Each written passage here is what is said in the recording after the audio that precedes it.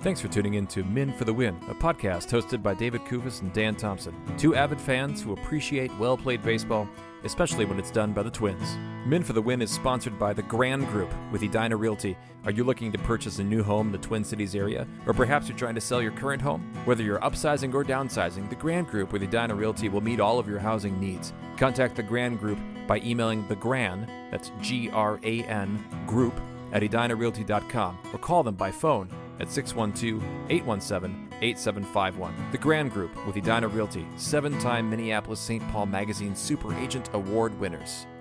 Men for the Win is part of the Pulltab Sports Network, covering sports, culture, and entertainment across the Midwest. Check them out at pulltabsports.com and give them a follow on all your social media platforms at Pulltab Sports. On this episode, Dan, and just Dan, records his thoughts on the Twins Diamondbacks series at Target Field. Thanks for listening. Enjoy. Well, thanks for tuning in to Men for the Win. I am Dan Thompson, and it's just going to be me today, listeners. I'm so sorry.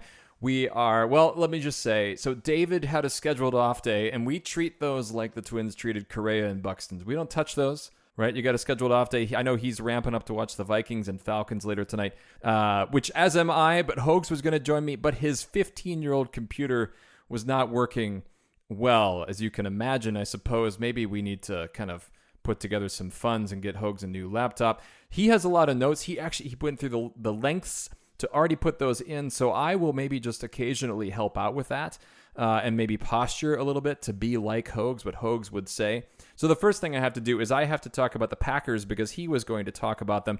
So I'm going to say the Packers have had a good start to their season, but they haven't played the Vikings yet. So we'll just see. We'll just see in a few, I think it's a lot of weeks, months even, until they actually play. Lots could happen. Thank you for listening. Thank you for tuning into this one about this series here. The Twins lost 2 of 3 to the Diamondbacks. They are now 19 games under 500, 65 and 84. A lot of ground that they still could try to make up. But that at the same time, we're just hoping they don't lose 90. But that is getting a little bit more and more likely with series here against the Yankees, the Guardians, the Rangers, and the Phillies. And so these are all teams that have something to play for still a little bit. So we're hoping that the Twins can turn this around. I will do my best here then to kind of make my way through the series here. David and Hoges actually both went to games in this series. I'm the guy from far away who didn't. So we're just going to have to go with my observations from TV and radio. I guess we're going to go ahead and get into the series recap. Series recap. Game 1, the Twins win this game in dramatic fashion, 9-8. Top of the first, Diamondbacks score first, but it's unearned because of a Pareda error on a throw to second, so it's 1-0 there. But after that, a lot of Kody Clemens highlights in this one. He hit a solo home run in the third to tie the game. He hits a 2-run shot in the fourth, bailing out Matt Wallner, who was doubled off second on a bases-loaded sacrifice fly by Brooks Lee. Martin doubles in the top of the fifth, and the Twins move him to third and then home on a Keishel RBI ground out. Then the bottom of the sixth, the next inning, with Lee at first, Clemens doubles deep to left, scoring Lee and giving Clemens his first game with 3 extra base hits. But again, there was more to come. It was 6-2 at this point. Pablo Lopez finishes 5 innings, gives up 2 runs, but neither is earned. 4 hits, 3 walks, 6 strikeouts. The other run scored on a Keishel error. And then the top of the 7th, the Diamondbacks get 2 runs off of Tonkin, so it's 6-4. Top of the 9th, so closer, Cole Sands is on the mound. And the Diamondbacks score 4 runs to take an 8-6 lead. And the big hit is a 3-run home run for Gabriel Moreno, who fouled off a couple pitches straight back before he pulled the ball out. But then there's some magic. So Kody Clemens, at the end of a 9-pitch at-bat, who he fouled off a bunch of pitches, homers again to the bullpens. The first Twins player to hit 3 home runs in a game since Miguel Sano did it, actually, in 2021 versus the White Sox. Go figure. And then Julian, who's pinch hitting for Pareda, singles. And so there's just this moment here where we're feeling like there might be a chance. Don't give me hope. And there is a chance here. So Fitzgerald ends up running for Julian. Buxton is hit by the next pitch. Martin walks, so it's a bases loaded, no outs. Twins are down a run. The Diamondbacks change pitchers, but Saalfrank walks Larnach to tie the game. Not really close, especially with ball 4, nearly hit him. And then Keishel hits a sac fly to score Buxton easily. And so it's 9-8. They win this one in a walk-off. We'll talk about that a little bit later, and much more to say about this as we go on. Game 2, Diamondbacks win this one 5-2 in 10 innings. Something of a pitching staff duel. I wouldn't say pitching duel, but because it's the staffs doing it.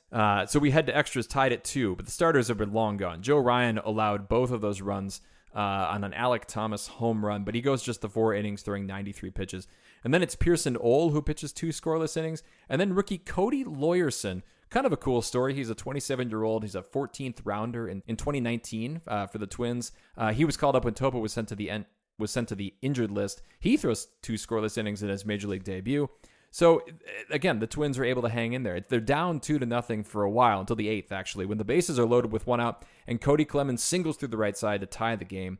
But with runners at the corners and 1 out, Brooks Lee strikes out, Johnny Pereira pops out, and that was kind of the chance the Twins had in this one.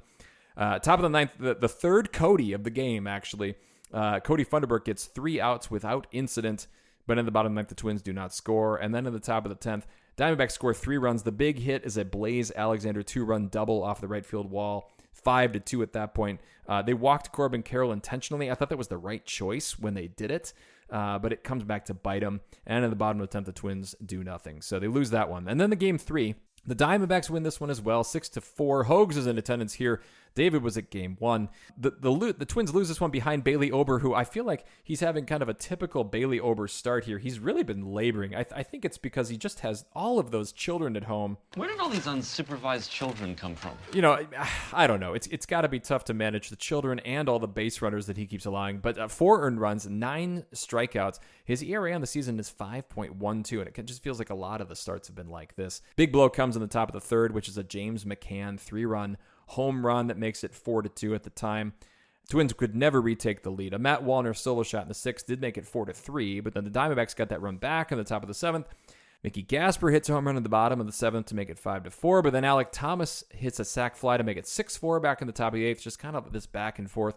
Bottom 8th, the Twins load the bases with 2 outs for mighty Carson McCusker. I have such high hopes for him, but on a 2-0 pitch, he grounds out to end the inning. And then the bottom of the 9th, again, the Twins load the bases with 2 outs, but Wallner flies out to right center, ending it there. And so the Twins lose this one 6-4. Now, the finish here for the Twins has been a slow one here. Hopefully you haven't had a slow end to your summer in Minnesota, because the sun has been out, as I am reliably told. And we have a sponsor here who's perfect for your lake life. Rave Sports, your one-stop shop for all things water sports. They've been around since 1997, and they're based in Eagan. And they have all the toys for you and your lake life. Give your pontoon a water patio that it always wanted with an aqueduct. Take your kids on a thrill ride with a new hypertube, or just chill out with an inflatable paddleboard. It's all at Rave. And don't forget to use promo code PULLTAB for 20% off your order. Whether you're a lake person or a river person, make the best of summer, or what's left of it, or next summer, and visit ravesports.com. Rave Sports. Make waves. Catch 'em all, Kirby Puckett! Puckett's Picks winner. This was a surprisingly, maybe I shouldn't say surprisingly close. None of us picked Kody Clemens, who actually had a season-high 24 points in Puckett's Picks, the highest, best series really that any Twin has had offensively. It's no wonder. He also, I believe, in Game 1, he had 14 bases, which tied the Twins' record with Kirby Puckett. Go figure that Kody Clemens and Kirby Puckett are in the same breath they're being spoken of. But for our purposes here, so David ends up getting the win. Matt Wallner has 5 points. I picked Royce Lewis, who also had 5, but Wallner had the first tiebreaker with a home run there. Hoges had Luke Keyshaw, who had 4 points, and then the listeners had Buxton with -1. I had to go back and forth on the scores here quite a bit because there were they were hit by pitches, there were stolen bases, there were errors. I guess just the one error, really. The Twins played a lot better in that regard. But it was, so I hope my math is right. David and Hoges, I'm sure they can correct me. Season standings, still I'm holding on the lead with 16.5 points, but David has now tied Hoges at 15. The listeners are at 12. We have 4 series left. It would be awfully hard for the listeners to come back. They'd actually have to sweep with probably a bonus point or 2 in there. But in any case, we're still trucking along here. It's closer than the AL Central standings. So I guess with that, I'm going to go on to the Beast versus Bench. Beast versus Bench. Is losing fun? Is losing fun? Really hard to get away from Kody Clemens here. Gosh, what a series he had. What a Game 1 that he had. He had the biggest hit in Game 2, really, as well, with that game-tying 2-run single. This was his first multi-home run game of his career, but he obviously went for 3 instead. All of his hits were at least 101 miles per hour off the bat. It's a really interesting situation because the Twins have this gaping hole at first base, and so is Kody Clemens the guy that they turn to? I just think he's the de facto first baseman at this point. I don't know that you're going to get a free agent any better, but the question is, can Kody Clemens actually replicate this going forward. I can't help but compare him to Willie Castro. I know that he had more experience than Castro did coming to the Twins, but there's been something about him that's really thrived here. It's one of those positive stories about the coaching staff here and how they've been able to handle him and help him out and help him become really a very competent first baseman. He's above league average, I know, in OPS, so it's really interesting to see what they're going to do with him. He also had some nice things to say about the fans at the end. He said, "We love you guys coming out for us. We're trying as hard as we can to win the game," which I think is something that will bleed into Rocco's Rewind a little bit later, too. I also have to give a shout-out for Cody Funderburk. He has just had a remarkable last 2 months, really, since the trade deadline, month and a half. He looks like a keeper. He looks like a guy worth hanging on to going forward here. And also, just for bench, a couple guys, Mickey Gasper, I know he had the home run, earlier, but he hasn't really stepped into that spot. Johnny Pareto, there's just a gap at catcher, which, by the way, we should talk about Christian Vasquez, who still aims actually to come back this season. If you haven't read it, there's a really good article in The Athletic here by Aaron Gleeman, who has a good breakdown of Clemens' 3-run home run explosion, as he calls it in the headline. There's also an update about Vasquez, and then also David Festa, who is dealing with thoracic outlet syndrome. And this can be a scary word here or a scary 3 words, I suppose, because this has ended careers for pitchers. But they're hoping, I guess, or Festa at least seems optimistic, that actually might be the solution. Obviously, I think we know my medical background. I don't believe that man's ever been to medical school.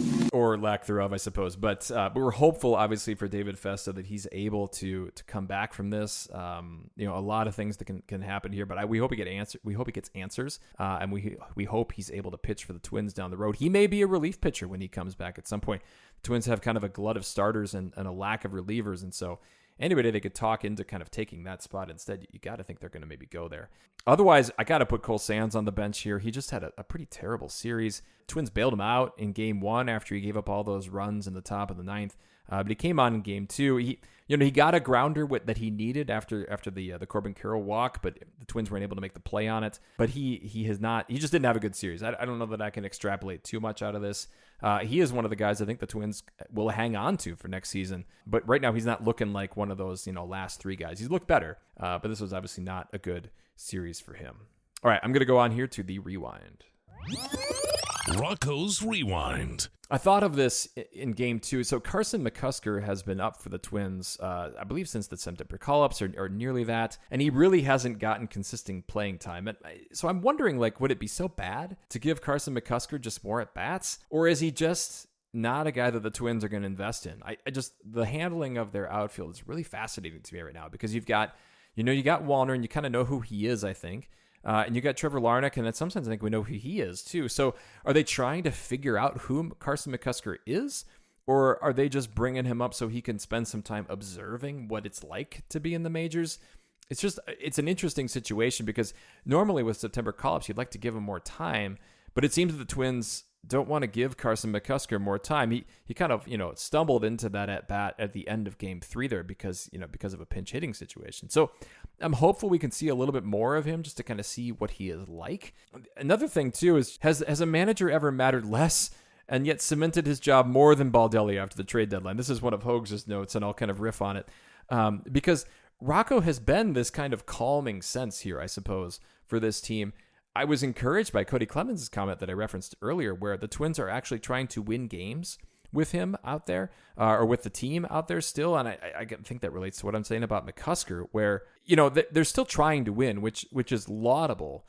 They're not seemingly in show me mode with the position players, which suggests to me that I think they have a pretty good lineup here. You consider that Wally Jenkins is going to come up. Rodriguez is still an option down in AAA. We just haven't seen him yet. He's been dealing with so many injuries. So I am curious to see, what could this team look like next year? Could Rocco really develop these younger guys? And I think that's going to be key. If he's still around for next season, which it sounds like he will be, he's got to see some progress out of these younger guys. And this coaching staff has to be able to develop guys. Otherwise, I think it's going to be time for a change. And I've talked about that before. Let's go on here. Let's look at a couple key moments. Minnesota moment. So the game 1 walk-off, I think, was the high point here. The Twins have 10 of these, which I believe is tied for second in Major League Baseball. I know it was tied for the first after game 1, and then the Giants must have had another one. But 10 walk-off hits, I just think, at least they're giving the Twins fans some excitement. At the same time, there were not a lot of other great moments here. A lot of moments where the Twins coulda, shoulda. I look at the end of Game 3 where they had the bases loaded a couple times and just couldn't come through with the big hit. That's really the season. You kind of take one big moment where they've stepped up, and then you take others. And also, that Game 1 moment was only a big moment because the Twins bullpen wasn't able to hold on to the lead. So this was a series that felt like the Twins season. They win one game. The Diamondbacks needed this. They're still in the NL wildcard race, and so I was encouraged the Twins played with them, but to have Joe Ryan play not very well, Bailey Ober, it's just everything about this series felt very typical of the Twins this season. Let's go on here to the Mauer's Musings. I just don't know how it can get any better. Mauer's Musings. Okay, so attendance figures at this were actually all right. They averaged, I think it was well, I shouldn't say average. They had 18,000 and change. 2 of these games they had 21,000. I don't think that's terrible considering you've got a team that's, almost 20 games under 500 in September with the Vikings playing, well and excitedly, I suppose, for the hometown fans. I do wonder, though, whether boycotting is really the good strategy here because, gosh, what kind of message does that actually send? Or rather, does that just spiral negatively? Do you reach a point where, yes, you're frustrated with the poll ads, and I totally get that. But are they just going to see declining fans as a reason to cut more? At some point, does it just defeat the whole exercise to do that? I also think it's ironic that my two co-hosts here have talked big about quitting the team.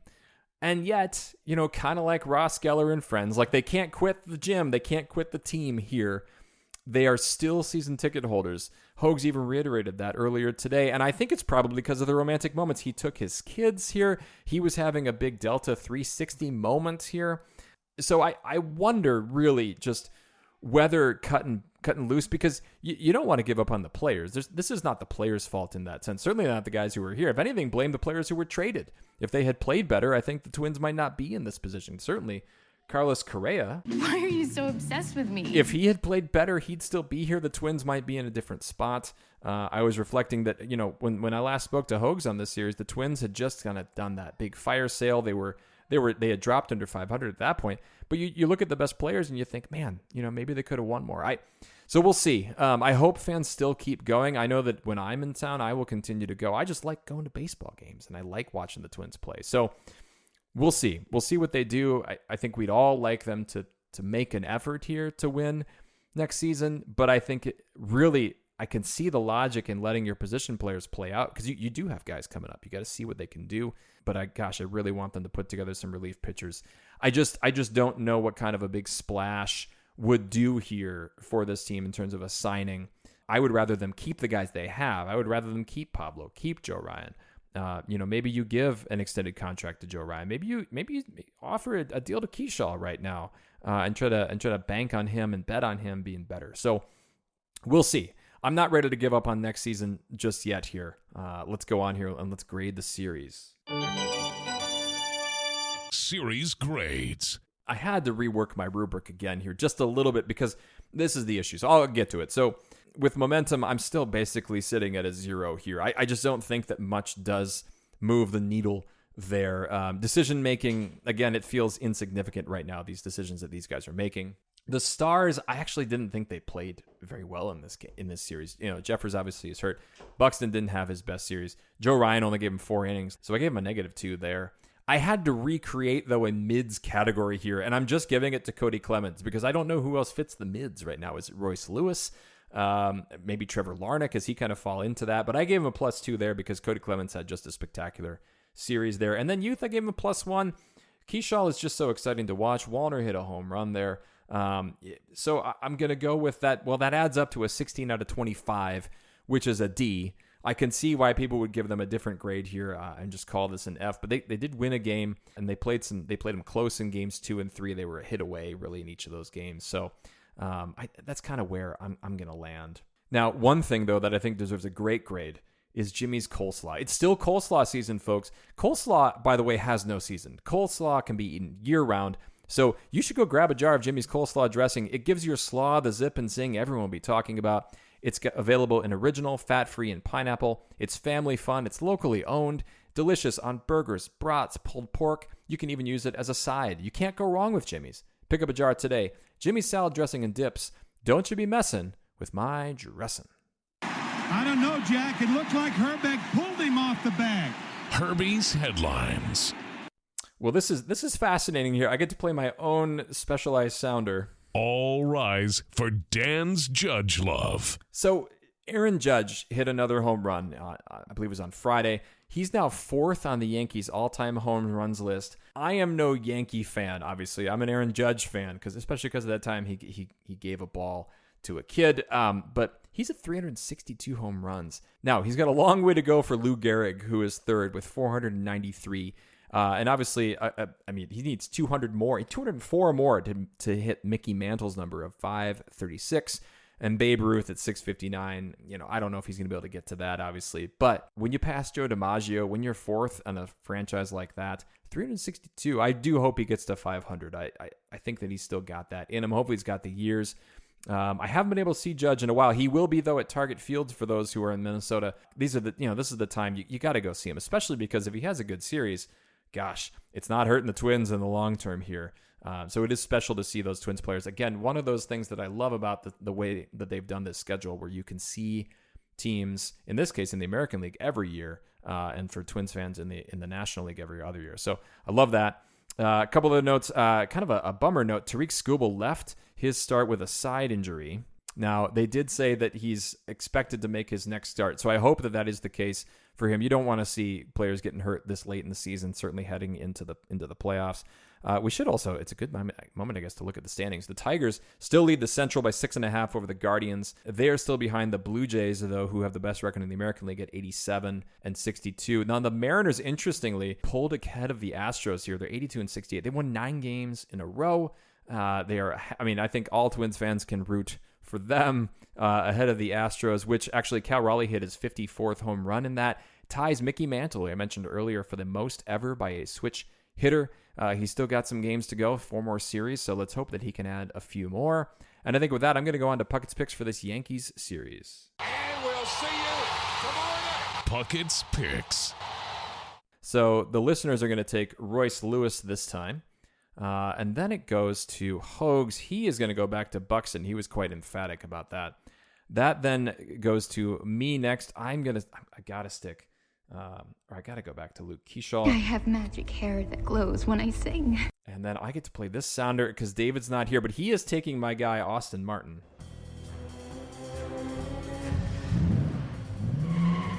He showed off those wheels quite frequently here lately. And I like him. I hope that he has a spot for next season. I appreciate you sticking with me, listeners. I do hope that there's a duo of us, hopefully no technical difficulties.